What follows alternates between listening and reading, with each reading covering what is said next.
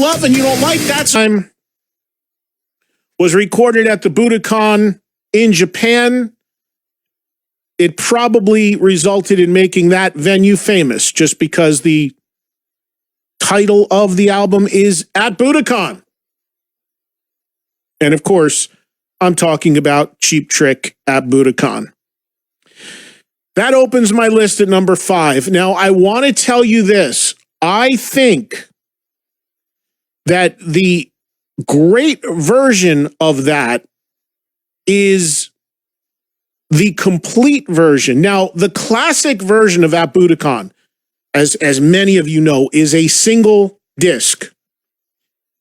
There is a version of Budokan called the Complete Concert that came out, I don't know, maybe 15 years ago, where they sequenced the album and the full concert. What they ended up doing was they put out Budokan initially. You guys all know the story, I'm sure, of Cheap Trick at Budokan. It was a radio broadcast in Japan and a TV show, a TV concert in Japan, and it was recorded and it was put out in America. I don't even know if it was officially released as an album in America at the time. It started making its way over, I believe, as a bootleg. Could be wrong on this, but I think this is the story I heard.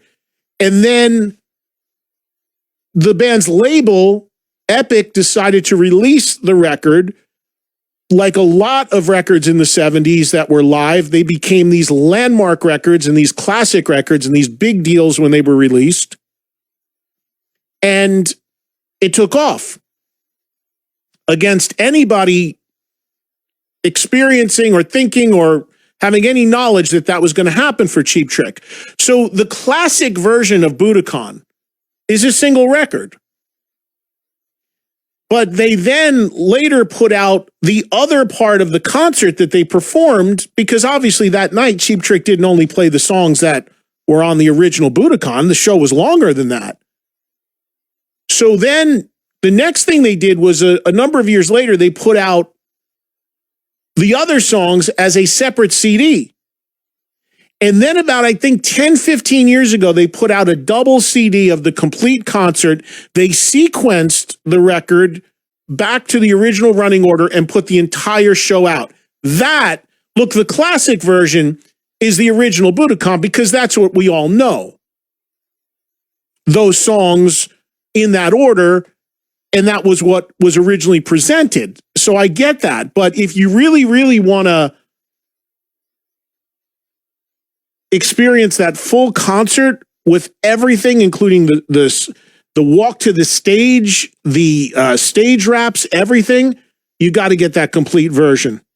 I think it's called the Complete Concert. I'm just pulling it up right now.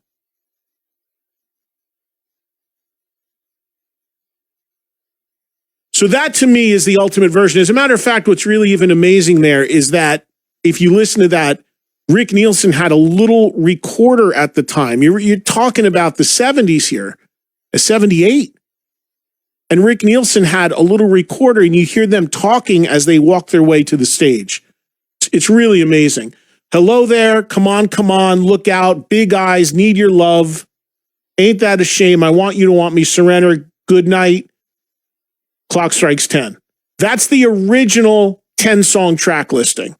And then later on, it got expanded out to like 18, 19 tracks if you take in the complete concert, which I love and suggest. Yeah, here it is. So it went to Budokan 2, and then there all the other songs. There's 12 other songs that they played that night that weren't included. And then you have At Budokan, the complete concert, as a 2-disc collection with everything in sequence. I mean, look, the thing about Cheap Trick at Budokan, and to me, what the common theme for me, for most of the records I'm going to have on my list is this. Did the live versions of those songs become the classic versions? Did they far exceed the studio version? Was there more energy? Was there more attitude? Was there a better delivery? Was there more excitement? Are the versions on the live record do they eclipse the studio version. And in almost every case on Cheap Trick at Budokan, they do, including Nothing More Than I Want You to Want Me, which if you've ever heard the original studio version, I mean, that's one of those deals where I don't know how many of you guys have ever heard the original studio version of I Want You to Want Me, but it's just like a little ditty.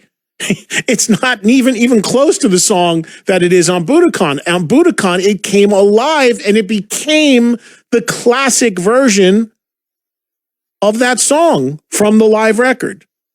The other thing I've always said about Budokan, it includes some of the greatest screams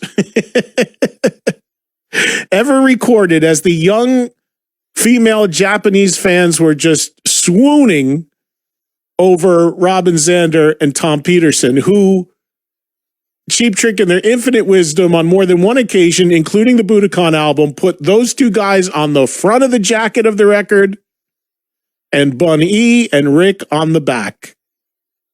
I mean, you gotta love that. I mean, there's so many things to love about Cheap Trick, but the fact that they were smart enough to put the two good-looking guys on the cover and the other guys on the back to sell is one of the smartest things and the most transparent and honest things I've ever seen any band do. And the other thing about Budokan, and we'll this theme will go throughout the course of this record as well, although the course of this show, I should say, although I got to say this is not going to be one of these instances where this determines the validity of the record or not. And where I'm going is, we all know, and we have all found out over the years, as a lot of these artists have spoken about these records, and a lot of the producers of the records have spoken about it, that in the interest of transparency, a lot of these classic live albums are anything but live. That means, they're doctored in the studio. Stuff has been re-recorded. Maybe just some parts redone. Maybe total studio fabrications with just fake applause. That's fairly rampant on a lot of classic live records, although a lot of them earn big marks if history has shown us that's not the case.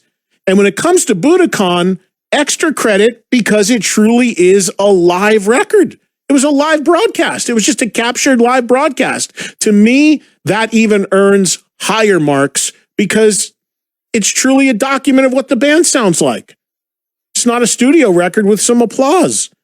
So Budokan, and the only reason why Budokan is as low as number 5 for me is because if we're looking at it purely as the classic release, the original record, it's a single record. I mean, you've got to buy these alternate versions to get these expanded editions, which most people never did. So purely looking at it as the original release version as a single record, it just left you a little short that it was only 10 songs and 40 minutes long. But you can't deny it. Unbelievable record, unbelievable band, unbelievable songs, great screams, put Budokan on the map.